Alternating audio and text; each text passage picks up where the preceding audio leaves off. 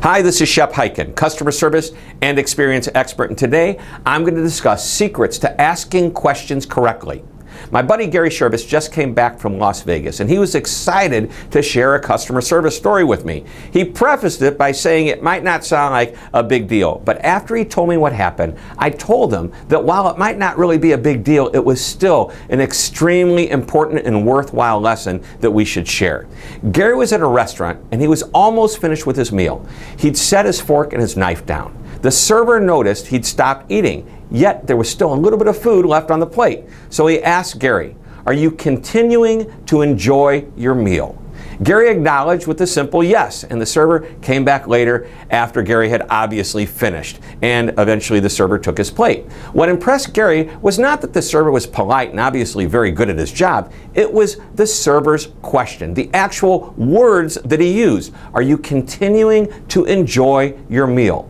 What made that question stand out was what happened after talking to Gary when I went to dinner with my wife. Toward the end of the meal, the server came over and asked us, "You still working on that?"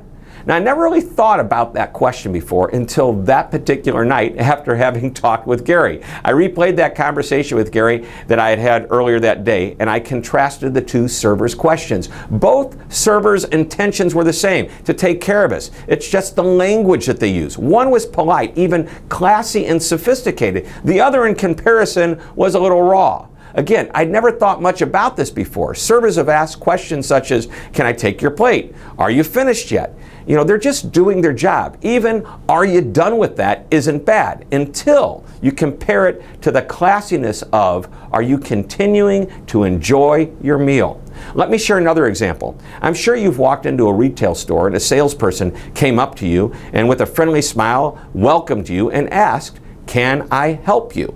Well, compare that to what my friends at Ace Hardware do and train their people to say as a greeting. Again, with a friendly smile and a very warm greeting, the salesperson asks, "What can I help you find today?" Totally different ways to ask basically the same question, even though you may get the same answer. Yet the customer experience is enhanced by the way the question is actually phrased. In the restaurant, it's classier. In the retail store, it's a friendlier, open-ended question. The secret to having people ask the right questions in the right way is training. Create the right question, describe the scenario, even consider role-playing the scenario, and then practice it. Training and reinforcement. That's the key to getting the people to phrase questions, responses, and statements the way they should be made. It's all in how you say it.